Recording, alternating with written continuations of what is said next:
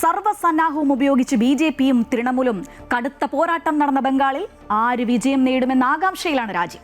നിലവിൽ 77 സീറ്റുകൾ മാത്രമുള്ള ബി.ജെ.പിക്ക് തൃണമൂൽ കോട്ടകളിൽ വിള്ളൽ വീഴ്ത്താൻ സാധിച്ചാൽ മാത്രമേ എക്സിറ്റ് പോളുകൾ ചൂണ്ടിക്കാട്ടിയ അട്ടിമറി വിജയം സാധ്യമാകൂ. അതേസമയം വോട്ട് ബാങ്ക് കൈവിടില്ല എന്ന തികഞ്ഞ ആത്മവിശ്വാസത്തിലാണ് മമതാ ബാനർജി.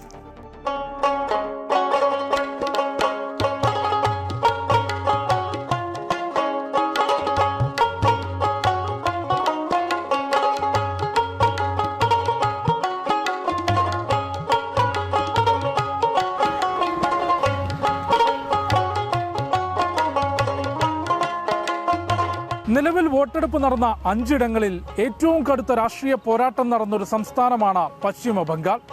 അക്ഷരാർത്ഥത്തിൽ ബി.ജെ.പിയും തൃണമൂൽ കോൺഗ്രസും തമ്മിൽ നടന്ന ജീവൻ മരണ പോരാട്ടം. ഈ പോരാട്ടത്തിൽ ബംഗാളിന്റെ മനസ്സ് കീഴടക്കി ആര് വിജയിക്കുമെന്ന് രാജ്യം മുഴുവൻ ഉറ്റുനോക്കുകയാണ്. ഇതുവരെ പുറത്തുവന്ന എക്സിറ്റ് പോളുകളിൽ 2 എണ്ണം ഒഴികെ എല്ലാ ഏജൻസികളും ബീഹാറിൽ ബി.ജെ.പിയുടെ അട്ടിമറി വിജയം പ്രവചിച്ചിരിക്കുകയാണ്. യഥാർത്ഥ ജനവിധിയുടെ പെട്ടി തുറക്കാൻ മണിക്കൂറുകൾ മാത്രം ബാക്കി നിൽക്കെ ബംഗാൾ നൽകുന്ന സൂചനകളെക്കുറിച്ച് നമുക്ക് വിശദമായി ചർച്ച ചെയ്യാം.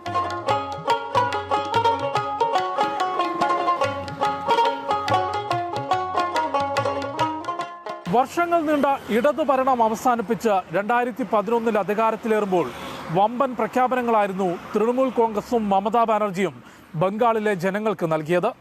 പിന്നീടുള്ള 2 തെരഞ്ഞെടുപ്പുകളിലും സീറ്റുകളുടെ എണ്ണം വർദ്ധിപ്പിച്ചു. 2021 200-ലധികം മണ്ഡലങ്ങൾ പിടിച്ചെടുത്തുകൊണ്ട് മമതാ ബാനർജിയുടെ സർവാധിപത്യമായിരുന്നു കാണാനായത്. പക്ഷേ 2026 നിയമസഭാ തെരഞ്ഞെടുപ്പായപ്പോഴേക്കും സംസ്ഥാനത്തെ രാഷ്ട്രീയ ചിത്രത്തിൽ വലിയ മാറ്റം വന്നു.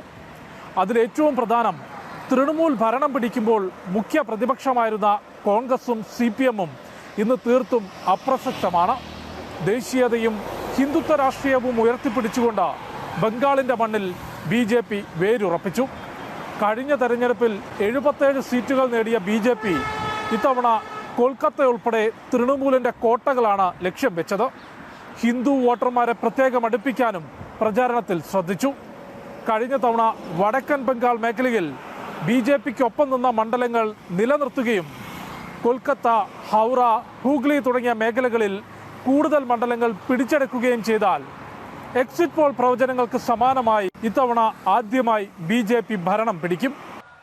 इस बार बंगाल में भी कमल खिलना तय है. अंग बंग और कलिंग इस त्रिशक्ति का भरोसा बीजेपी पर है. ലോകത്തിലെ തന്നെ മികച്ച നഗരമായി മാറിക്കൊണ്ടിരുന്ന കൊൽക്കത്തയുടെ ഇന്നത്തെ വികസന മുരടിപ്പും തൊഴിൽ, വിദ്യാഭ്യാസം തുടങ്ങിയ മേഖലകളിലെ പിന്നാക്കാവസ്ഥയും ഒരു മാറ്റം വേണമെന്ന ചിന്ത ജനങ്ങളിൽ ഉണ്ടാക്കിയെന്നത് യാഥാർത്ഥ്യമാണ്.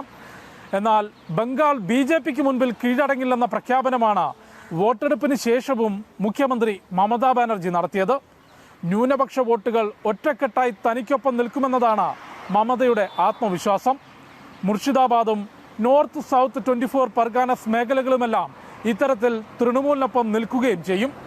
അതുകൊണ്ട് തന്നെ കഴിഞ്ഞ തവണത്തെ പോലെ ഡബിൾ സെഞ്ചുറി അടിക്കാനായില്ലെങ്കിലും ഇത്തവണ 180ഓളം മണ്ഡലങ്ങൾ ഒപ്പം നിൽക്കുമെന്നാണ് തൃണമൂൽ കോൺഗ്രസിന്റെ വിലയിരുത്തൽ. ഒപ്പം യഥാർത്ഥ ജനവിധി അട്ടിമറിക്കാൻ ബി.ജെ.പിയും തിരഞ്ഞെടുപ്പ് കമ്മീഷനും ഗൂഢാലോചന നടത്തിയെന്ന ആരോപണവും മമത മുൻപോട്ട് വയ്ക്കുന്നുണ്ട്. तो आप लोगों को जानकारी है कि नेताजी इंडोर में CCTV पे हम पाए गया और बहुत सारे जगह में कि उधर में मैनिपुलेशन हो रहा है और बाहर का आदमी आके वो खुल रहा है, देख रहा है, पोस्टर डाल को इधर उधर कर रहा है. और देखने के बाद मैंने जब CCTV देखा टीवी में तो मैंने सोचा मैं भी उधर देख के आऊँ. तो पहले तो सेंट्रल फोर्सेस मेरे को एंटर ही करने नहीं देते थे. 2 ഘട്ടങ്ങളിലും റെക്കോർഡ് പോളിംഗ് രേഖപ്പെടുത്തിയ ബംഗാളിൽ ജനങ്ങൾ മാറ്റം ആഗ്രഹിക്കുന്നുണ്ട് എന്ന് ഉറപ്പാണ്. കഴിഞ്ഞ തവണ ചെറിയ മാർജിനിൽ നഷ്ടപ്പെട്ട സീറ്റുകളും നഗര കേന്ദ്രീകൃത മണ്ഡലങ്ങളും പിടിച്ചെടുക്കാനായാൽ ബംഗാളിൽ ബി.ജെ.പി വിജയിച്ചു കയറുമെന്നാണ് രാഷ്ട്രീയ നിരീക്ഷകരുടെ വിലയിരുത്തൽ. കോൺഗ്രസും CPM-ഉം വലിയ ശ്രമം നടത്തിയിട്ടുണ്ടെങ്കിലും പഴയ പ്രതാപത്തിലേക്കോ കൂടുതൽ സീറ്റുകൾ പിടിച്ചെടുക്കാനോ സാധിക്കില്ല എന്നും വ്യക്തമാണ്. ഡൽഹിയിൽ നിന്നും വിനോദ് കരുവാറ്റയ്ക്കൊപ്പം ജിഷ്ണു കൃഷ്ണൻ, അമൃത ന്യൂസ്,